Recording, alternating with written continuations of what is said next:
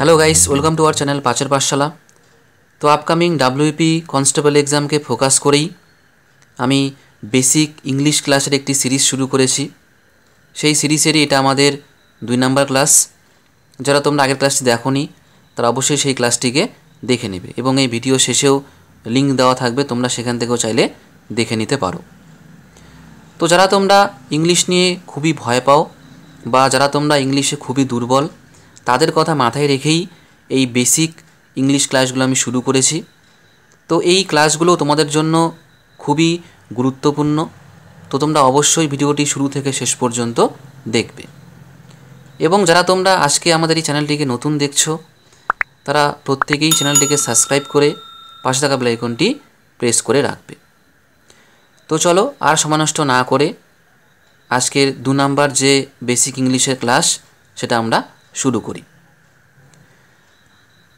তো দেখো, এর আগের যে ক্লাসটা করিয়েছিলাম আমি সেটাতে কিন্তু আমি অ্যালফাবেট থেকে কী করে ওয়ার্ড তৈরি হয় এবং ওয়ার্ড থেকে কী করে সেন্টেন্স তৈরি হয় এবং সেন্টেন্স নিয়ে আমি একটি তোমাদের কনসেপ্ট দিয়েছিলাম আগের ভিডিওতে এবং বলেছিলাম যে নেক্সট ক্লাসে আমি সেন্টেন্স নিয়ে বিস্তারিত আলোচনা করব। তো আজকের এই ক্লাসে আমি সেন্টেন্স নিয়েই তোমাদের সঙ্গে বিস্তারিত আলোচনা করব। তো দেখো, গত ক্লাসে কিন্তু আমি তোমাদের বুঝিয়েছিলাম সেন্টেন্স কাকে বলে এবং কোনগুলোকে আমরা সেন্টেন্স বলবো, কোনগুলোকে আমরা সেন্টেন্স বলবো না সেই বিষয়ে। তো আমি একটুখানি সংক্ষিপ্তভাবে বলে নিই যে সেন্টেন্স আমরা তাকেই বলবো যেখানে কয়েকটা ওয়ার্ড পাশাপাশি বসবে এবং বক্তার মনের ভাব সম্পূর্ণ রূপে প্রকাশ করবে, সেটাকেই আমরা সেন্টেন্স বলি। আর বোঝানোর জন্য আমি দেখো তোমাদের কিছু উদাহরণ দিয়েছি। এখানে বাঁদিকে লক্ষ্য করো, I am reading a novel, এখানে কয়েকটি ওয়ার্ড পাশাপাশি বসেছে, I am reading a novel, ঠিক আছে। এবং এই মানে কয়েকটা ওয়ার্ড পাশাপাশি বসলো ঠিকই, এবং তার সঙ্গে সঙ্গে কিন্তু এটা একটা মিনিং রয়েছে। কীরকম মিনিং? যে আমি একটি উপন্যাস পড়ছি, পুরোপুরি বক্তার মনের ভাব কিন্তু প্রকাশ হচ্ছে, ওই জন্য এটাকে আমরা বলবো হচ্ছে সেন্টেন্স। কিন্তু ডান দিকে লক্ষ্য করো, reading I a am novel, এখানেও কিন্তু কয়েকটা ওয়ার্ড পাশাপাশি বসেছে, তবে এই ওয়ার্ডগুলো পাশাপাশি বসা সত্ত্বেও বক্তার মনের ভাব সম্পূর্ণরূপে প্রকাশ হচ্ছে না, সুতরাং এটাকে আমরা বাক্য বলতে পারবো না। তার মানে এখান থেকে আমাদের 2 রকম কিন্তু সেন্স আসে। কীরকম সেন্স? যে দেখো, ওয়ার্ড পাশাপাশি বসতে হবে। এইবার শুধুমাত্র ওয়ার্ড পাশাপাশি বসলেও কিন্তু সেটাকে আমরা সেন্টেন্স বলতে পারবো না। সেন্টেন্স তখনই বলবো যখন তার একটি নির্দিষ্ট মিনিং বা মানে থাকবে। যেরকমটা I am reading a novel, আমি একটি উপন্যাস পড়ছি, এটার নির্দিষ্ট মানে রয়েছে, সেই জন্যই এটা কিন্তু বাক্য। আর reading I a am novel, এখানে কয়েকটা ওয়ার্ড পাশাপাশি বসেছে, তবে এর কোনো নির্দিষ্ট মানে নেই, সুতরাং এটাকে আমরা বাক্য বলবো না। এটা আমি আগের দিনে তোমাদের আরও ভালো করে বুঝিয়েছিলাম। এইবার যেটা আজকে আমাদের আলোচ্য বিষয় সেটা আমি শুরু করছি। দেখো, সেন্টেন্স, এই যে মনে করো আমি ভিডিও শুরু থেকে এই পর্যন্ত অনেক কিছু বললাম, তো এইগুলো আসলে কি? এগুলোই কিন্তু আমাদের বাক্য। আমরা প্রত্যেক দিন যেই কথাগুলো বলি, যেখানে সাধারণ কোনো বর্ণনা থাকে, কোনো সময় আমরা প্রশ্ন করি, কোনো সময় আমরা কোনো বাক্যের মধ্যে কাউকে আদেশ করি, বাক্যের মধ্য দিয়ে কাউকে আমরা অনুরোধ করি, ঠিক আছে, এইগুলোই কিন্তু আমাদের বাক্য। আর এই যে প্রশ্ন, অনুরোধ, আদেশ, এইরকম করেই কিন্তু ইংলিশেও বাক্য তৈরি করা হয়। আর ইংলিশে আমাদের 5 ধরনের কিন্তু মোট বাক্য রয়েছে। তো সেগুলো কি কি? অ্যাসার্টিভ, ইন্টারোগেটিভ, ইম্পারেটিভ, অপটেটিভ আর হচ্ছে এক্সক্লামেটরি। এই 5 ধরনের কিন্তু সেন্টেন্স রয়েছে। তো আমরা এবার প্রত্যেকটি সেন্টেন্স নিয়ে বিস্তারিতভাবে আলোচনা করব। প্রথমে হচ্ছে অ্যাসার্টিভ। অ্যাসার্টিভ বা যেটাকে আমরা বাংলায় বলি বর্ণনামূলক বাক্য। এবার অ্যাসার্টিভ সেন্টেন্সটা কি সেটা আমাদের জানতে হবে। তো মনে রাখবে, যে বাক্য দিয়ে কোনো কিছুর বর্ণনা বা বলতে পারি আমরা তথ্য প্রকাশ করা হয় বা একদম যদি আরও আমি সহজভাবে বলি তাহলে সেটা হচ্ছে আমরা দৈনন্দিন জীবনে যে সাধারণ কথাগুলো বলি, ঠিক আছে, যেগুলোর মাধ্যমে কোনো সাধারণ তথ্য প্রকাশ হয় বা আমাদের কোনো অভ্যাসকে বোঝানো হয় যে বাক্যগুলো দিয়ে, সেগুলোকেই আমরা বলি হচ্ছে অ্যাসার্টিভ সেন্টেন্স। একদম খুবই সহজ এটা, ঠিক আছে। এবার আমরা এই অ্যাসার্টিভ সেন্টেন্সকে আবার দুই ভাগে ভাগ করা যায় এটাও দেখব এবং উদাহরণ কিছু দেখে নিব আমরা। দেখো, অ্যাসার্টিভ সেন্টেন্সকে দুই ভাগে ভাগ করা যায়, একটা হচ্ছে অ্যাফার্মেটিভ আর একটা হচ্ছে নেগেটিভ। অ্যাফার্মেটিভকে আমরা পজিটিভ বাক্য বলি, মানে হ্যাঁ বোধক বাক্য। নেগেটিভ মানে হচ্ছে না বোধক বাক্য। তো অ্যাফার্মেটিভ মানে কি? যে বাক্যে হ্যাঁ বোধক অর্থ প্রকাশ করে, মানে যে বাক্য হ্যাঁ বোধক কোনো অর্থ প্রকাশ করে তাকেই আমরা বলি অ্যাফার্মেটিভ সেন্টেন্স। বাক্য দেওয়া রয়েছে, তোমরা বাক্য দিয়ে আরও ভালো করে কনসেপ্টটা বুঝতে পারবে। হি ওয়াক্স ইন দ্য মর্নিং, সে সকালে হাঁটে। দেখো, সাধারণ কিন্তু একটা বর্ণনা রয়েছে এখানে, সে সকালে হাঁটে। Raj is reading a story book, Raj একটি গল্পের বই পড়ছে। একদম সাধারণ কথা, সাধারণ কোনো তথ্য দেওয়া হচ্ছে, সাধারণ কোনো বর্ণনা দেওয়া হচ্ছে। আর এখানে যেহেতু কোনো নেগেটিভ সেন্স বা না বোধক সেন্স নেই, হ্যাঁ বোধক সেন্স আছে, সেই জন্য এটাকে আমরা বলবো হচ্ছে অ্যাফার্মেটিভ সেন্টেন্স বা পজিটিভ সেন্টেন্স। বাকি থাকলো কি? Negative sentence. নেগেটিভ মানে তোমরা সকলেই জানো না বোধক, মানে যে বাক্য না বোধক অর্থ প্রকাশ করে তাকেই আমরা বলি নেগেটিভ সেন্টেন্স। যেমন he does not walk in the morning, সে সকালে হাঁটে না। এই যে না কথাটা চলে আসলো, তার মানে বাক্যটা হচ্ছে নেগেটিভ। তার সঙ্গে সঙ্গে যেহেতু একটা সাধারণ বর্ণনা, সুতরাং এটাকে আমরা বলবো হচ্ছে নেগেটিভ সেন্টেন্স, ঠিক আছে, বা বলা যায় নেগেটিভ অ্যাসার্টিভ সেন্টেন্স। 2 নম্বর বাক্য দেখো, Raj is not reading a short story book. Bangla মানে কি? রাজ একটি গল্পের বই পড়ছে না। এই বাক্যটা দিয়েও কিন্তু আমাদের সাধারণ একটা তথ্য প্রকাশ করছে। তার সাথে সাথে কীরকম, পজিটিভ নাকি নেগেটিভ? নেগেটিভ। ওই জন্য এটা হচ্ছে আমাদের নেগেটিভ অ্যাসার্টিভ সেন্টেন্স। এই হলো আমাদের অ্যাসার্টিভ সেন্টেন্স। খুবই সহজ, আশা করি তোমরা সকলেই বুঝতে পেরেছ। এবার আমরা নেক্সট আলোচনা করব ইন্টারোগেটিভ সেন্টেন্স, যেটাকে আমরা বাংলায় বলি প্রশ্নবাচক বাক্য। আশা করি তোমরা প্রশ্নবাচক বাক্য শোনা মাত্রই বুঝে গিয়েছো যে যে বাক্য দ্বারা কোনো প্রশ্ন করা হয় বা কোনো কিছু জিজ্ঞেস করা হয় তাকেই আমরা বলি ইন্টারোগেটিভ সেন্টেন্স। এবার এই ইন্টারোগেটিভ সেন্টেন্স আমরা কিছু উদাহরণ দিয়েছি, কিছু বাক্য দিয়েছি। দেখো, হোয়াট ইজ ইয়োর নেম, তোমার নাম কি? ইজ শি ইয়োর সিস্টার, সে কি তোমার বোন? হাউ ওল্ড আর ইউ, তোমার বয়স কত? হোয়ার ডু ইউ লিভ, এখানে হবে, এখানে একটু মিস্টেক হয়ে গেছে, হোয়ার ডু ইউ লিভ, তুমি কোথায় বাস করো? এগুলো প্রত্যেকটা বাক্য দিয়েই কিন্তু আমাদের প্রশ্ন করা হচ্ছে। সেই জন্যই এই বাক্যটিকে আমরা ইংলিশে বলতে গেলে বলবো ইন্টারোগেটিভ সেন্টেন্স, আর বাংলায় বলতে গেলে আমরা বলবো হচ্ছে প্রশ্নবাচক বাক্য। আর মনে রাখবে, ইন্টারোগেটিভ সেন্টেন্সকে চেনার একটা সহজ উপায় রয়েছে। সেটা হচ্ছে কি? সেটা হচ্ছে বাক্যের শেষে একটা তোমাদের প্রশ্নবোধক চিহ্ন থাকবে। এটা দেখা মাত্রই তোমাদের বুঝতে হবে যে বাক্যটা হচ্ছে ইন্টারোগেটিভ সেন্টেন্স, এই বাক্য দিয়ে প্রশ্ন করা হচ্ছে। ক্লিয়ার? আচ্ছা, নেক্সট দেখো আমাদের 3 নম্বরে কি রয়েছে, ইম্পারেটিভ সেন্টেন্স। ইম্পারেটিভ সেন্টেন্সের বাংলা কি? অনুজ্ঞাসূচক বাক্য। যে বাক্য দ্বারা আদেশ, উপদেশ বা অনুরোধ করা বোঝায় তাকেই ইম্পারেটিভ সেন্টেন্স বলে। ঠিক আছে, যেই বাক্যগুলো দিয়ে কি বললাম, আদেশ, উপদেশ, অনুরোধ এইগুলো করা হবে, সেই বাক্যটিকে আমরা বলবো হচ্ছে ইম্পারেটিভ সেন্টেন্স। চলো কিছু বাক্যগুলো দেখে নিই কিছু আমরা। ওপেন দ্য ডোর, দরজাটি খোলো। ঠিক আছে, তো এই বাক্য দিয়ে কিন্তু আমাদের একটা কি বোঝাচ্ছে? আদেশ করা বোঝাচ্ছে। সেই জন্যই এই বাক্যটা কোন ধরনের বাক্য? এই বাক্যটা হচ্ছে ইম্পারেটিভ সেন্টেন্স। বাংলায় বললে কি বলবে? অনুজ্ঞাসূচক বাক্য। নেক্সট বাক্য দেখো, অলওয়েজ হেল্প দ্য পোর, সর্বদাই গরিবদের সাহায্য করো। কি বোঝাচ্ছে এই বাক্য দিয়ে? উপদেশ বোঝাচ্ছে। ঠিক আছে, নেক্সট কি রয়েছে, please give me a glass of water, দয়া করে বা অনুরোধ করে আমাকে এক গ্লাস জল দাও। তাহলে এই বাক্যটি দিয়ে কি বোঝাচ্ছে? এই বাক্যটি দিয়ে হচ্ছে আমাদের অনুরোধ বোঝাচ্ছে। সুতরাং এই তিনটি বাক্যই হচ্ছে আমাদের ইম্পারেটিভ সেন্টেন্স। কারণ প্রথম বাক্য দিয়ে কি বোঝালো? আদেশ বোঝালো। দ্বিতীয় বাক্য দিয়ে কি বোঝালো? উপদেশ বোঝালো। এবং তৃতীয় বাক্য দিয়ে বোঝালো অনুরোধ। আর সংজ্ঞায় আমি কি বলেছি?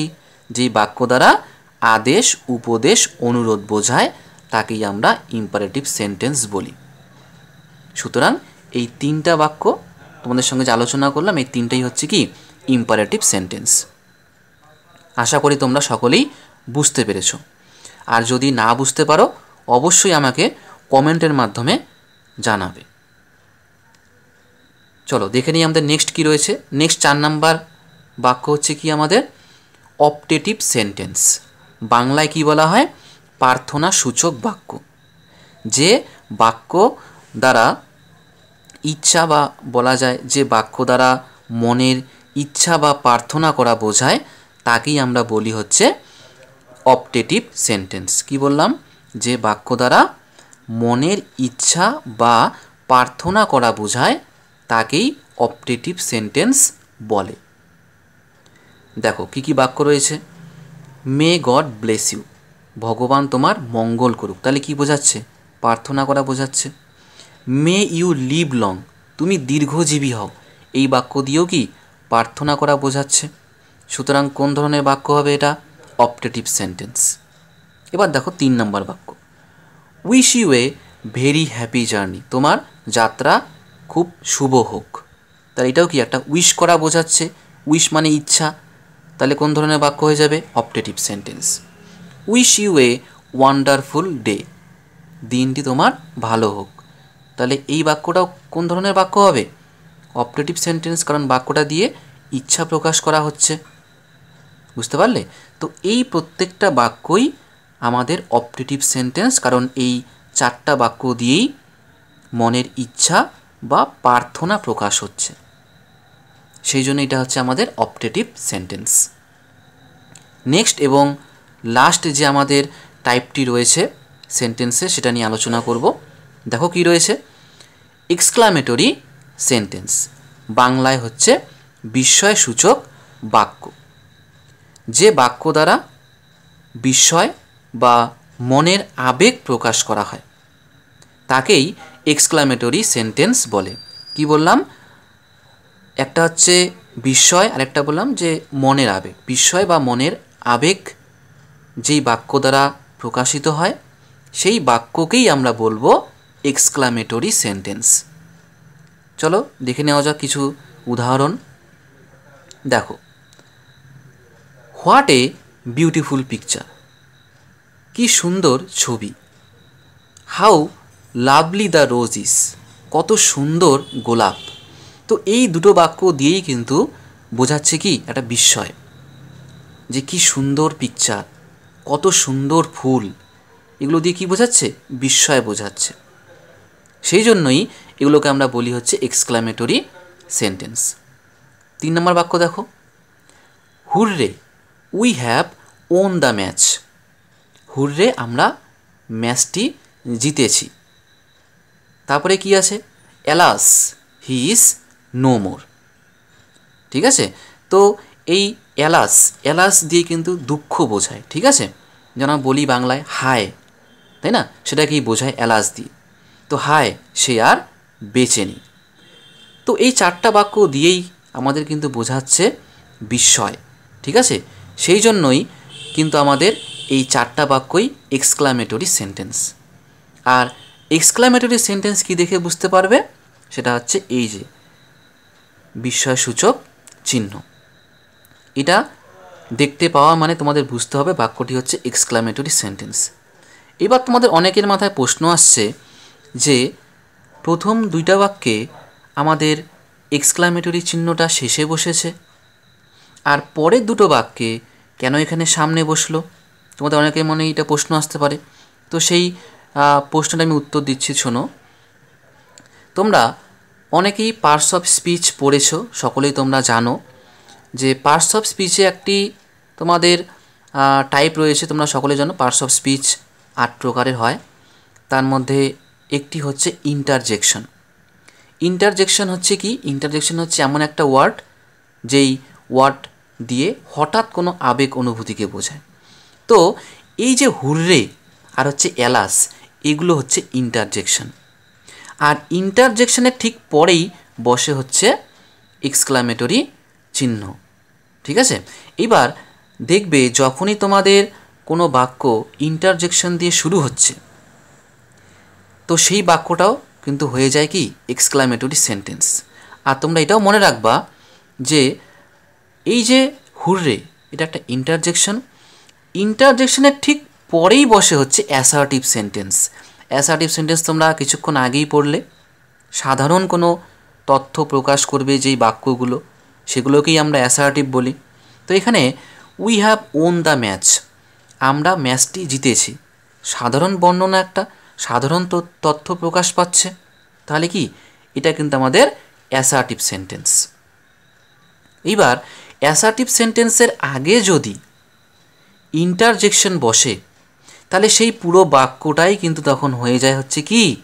Exclamatory sentence. এই জিনিসটা খুব ভালো করে মনে রাখবে। 4 নাম্বার বাক্যটাও সেম, এলাস একটা ইন্টারজেকশন এবং তারপরে বসছে অ্যাসার্টিভ সেন্টেন্স, এবং এই পুরো বাক্যটা এক্সক্লামেটরি সেন্টেন্স। ঠিক আছে? আর ওপরের দুটা বাক্য 1 নম্বর আর 2 নম্বরে লক্ষ্য করো একটু। এইখানে কিন্তু কোনো ইন্টারজেকশন দিয়ে শুরু হয়নি। এখানে কিন্তু সাধারণত কি হোয়াট আর হচ্ছে হাউ দিয়ে শুরু হয়েছে। আর এক্সক্লামেটরি সেন্টেন্স হোয়াট বা হাউ দিয়ে শুরু হয়।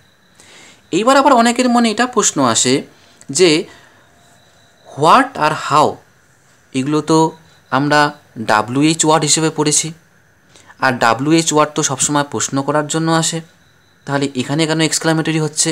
তো দেখো, WH ওয়ার্ড দিয়ে প্রশ্ন করা যখন হবে তখন তোমাদের কি হয়? আমি বললাম কিছুক্ষণ আগেই যে প্রশ্নবোধক হলেই সেখানে একটা কিন্তু প্রশ্নবোধক চিহ্ন থাকবে, কিন্তু এখানে কি আছে? এখানে কিন্তু নেই। আর এই এক্সক্লামেটরি সেন্টেন্সের গঠনটা কীরকম হয়? প্রথমে হোয়াট অথবা হাউ বসে, তারপরে অ্যাডজেক্টিভ অথবা অ্যাডভার্ব, তারপরে বসে সাবজেক্ট, তারপরে বসে হচ্ছে ভার্ব। এই স্ট্রাকচারটা তোমরা মনে রাখবে। ঠিক আছে? আর কোনো রকম আশা করি আর কনফিউশন তোমাদের মধ্যে নেই হোয়াট আর হাউ নিয়ে। ঠিক আছে? যে এটা প্রশ্ন করতে আসে, তাহলে এখানে কেন এক্সক্লামেটরি হচ্ছে? তো এখানে এক্সক্লামেটরি কেন নয় সেটা আমি তোমাদের বললাম। একে তো এখানে চিহ্নটা তোমরা দেখতে পারছো, আর 2 হচ্ছে কি এই গঠনটা আমি বললাম তোমাদের। ঠিক আছে? এটা একটু ভালো করে লক্ষ্য রাখবে। তো আশা করি তোমাদের এক্সক্লামেটরি সেন্টেন্স নিয়ে আর কোনো কনফিউশন নেই। তো দেখো, এইবার আমি তোমাদের কিছু কনফিউজিং কিছু সেন্টেন্স দিয়েছি নিচে। 2 ধরনের বাক্য দিয়েছি এখানে। একটা হচ্ছে অপটেটিভ সেন্টেন্স, একটা হচ্ছে ইন্টারোগেটিভ সেন্টেন্স। অনেকেই তোমরা রয়েছো যাদের এই অপটেটিভ আর ইন্টারোগেটিভ কিছু সেন্টেন্স দেখে তোমাদের মাঝে মাঝেই কনফিউশন হয় যে কোনটা অপটেটিভ হবে, কোনটা ইন্টারোগেটিভ হবে। তো এটাই এখন আমি আলোচনা করব। তোমাদের হয়তো অনেকের এটা মনে হয় যে মে দিয়ে বাক্য শুরু হলেই সেটা হচ্ছে অপটেটিভ। এবার এখানেও তো মে দিয়ে শুরু হয়েছে, কিন্তু বাক্যটাতে আমাদের অপটেটিভ না, বাক্যটাতে ইন্টারোগেটিভ। তাহলে কখন মে দিয়ে বাক্য শুরু হলে অপটেটিভ হবে, আবার কখন মে দিয়ে বাক্য শুরু হলে ইন্টারোগেটিভ হবে? তার একটা সহজ আমি তোমাদের পদ্ধতি বলে দিচ্ছি। দেখো, মে দিয়ে যদি বাক্য শুরু হয় আর শেষে যদি থাকে ফুল স্টপ, তাহলে সেটা হচ্ছে অপটেটিভ সেন্টেন্স। আর মে দিয়ে যদি বাক্য শুরু হয় এবং শেষে থাকে কি ইন্টারোগেটিভ চিহ্ন, তাহলে সেটা হচ্ছে ইন্টারোগেটিভ সেন্টেন্স। ঠিক আছে? বাক্যগুলো একটু ভালো করে দেখে নাও। মে গড ব্লেস ইউ, ভগবান তোমার মঙ্গল করুক। তো এটা দিয়ে কোনো রকম প্রশ্ন করা হচ্ছে না, এটা হচ্ছে বক্তার মনের প্রার্থনা এখানে বা ইচ্ছা প্রকাশ হচ্ছে। মে ইউ লিভ লং, তুমি দীর্ঘজীবী হও, এটা দিয়েও কোনো প্রশ্ন করা হচ্ছে না। এটা দিয়ে বক্তার মনের ইচ্ছা বা বলতে পারি আমরা প্রার্থনা প্রকাশ পাচ্ছে। আর এই বাক্যের শেষে কোনো রকম ইন্টারোগেটিভ চিহ্ন নেই, সুতরাং এই বাক্যটা অপটেটিভ সেন্টেন্স। এবার তোমরা ডান দিকে দেখো, মে আই কাম ইন, আমি কি আসতে পারি, তো আমি কি ভেতরে আসতে পারি, তো এটা দিয়ে কিন্তু একটা প্রশ্ন করা হচ্ছে, তাই না, একটা পারমিশন চাওয়া হচ্ছে, সেই জন্য এটা হচ্ছে ইন্টারোগেটিভ সেন্টেন্স। এবং এই বাক্যের শেষে আমাদের ইন্টারোগেটিভ চিহ্নটিও রয়েছে। 2 নম্বর বাক্য দেখো, may I borrow your bike, আমি কি তোমার বাইকটি নিতে পারি, এখানেও কিন্তু প্রশ্ন করা হচ্ছে আর বাক্যের শেষেও ইন্টারোগেটিভ চিহ্ন রয়েছে, সুতরাং এই বাক্যটিও ইন্টারোগেটিভ সেন্টেন্স। তো আশা করি মে দিয়ে বাক্য শুরু হলে কখন সেটা অপটেটিভ, কখন সেটা ইন্টারোগেটিভ, আশা করি এই নিয়ে তোমাদের আর কোনো রকম কনফিউশন থাকবে না। তো আজকের এই আমরা সেন্টেন্স নিয়ে তোমাদের সঙ্গে বিস্তারিতভাবে আলোচনা করলাম এবং কোন কোন জায়গায় তোমাদের সমস্যা হতে পারে সেই জায়গাগুলো তোমাদের পুরোপুরি আমি ক্লিয়ার কিন্তু করে দিয়েছি। এইবার তোমাদের কাজ হবে, তোমরা 1 থেকে 6 পর্যন্ত যে বাক্যগুলো দেখতে পাচ্ছ সেই প্রত্যেকটি বাক্য তোমরা নিজেরাই পড়বে এবং আমাকে কমেন্টের মাধ্যমে জানাবে যে এই 1 থেকে 6 পর্যন্ত বাক্যগুলো কোনটি কোন ধরনের বাক্যের মধ্যে পড়ে। তোমরা টাইপগুলো অবশ্যই আমাকে জানাবে। 1 নাম্বার দিয়ে লিখবে যেটা কোন ধরনের বাক্য, 2 নাম্বার দিয়ে লিখবে কোন ধরনের বাক্য, এইভাবে করেই 1 থেকে 6 পর্যন্ত আমাকে কমেন্ট করে জানাবে। তাতে করে আমি বুঝতে পারবো যে তোমরা আজকের এই ভিডিওটি দেখে কতটা সেন্টেন্স সম্বন্ধে বুঝতে পারলে, কিংবা আপকামিং সময়ে তোমরা নিজেরাও কোনো বাক্য দেখে বুঝতে পারবে কি না যে এটা কোন ধরনের বাক্য। ঠিক আছে, তো আজকের এই ভিডিওটি এখানে সমাপ্ত হলো। ভিডিওটি ভালো লাগলে অবশ্যই লাইক করবে, কমেন্ট করবে, বন্ধুদের সঙ্গে শেয়ার করবে। So thank you for watching and see you in the next video.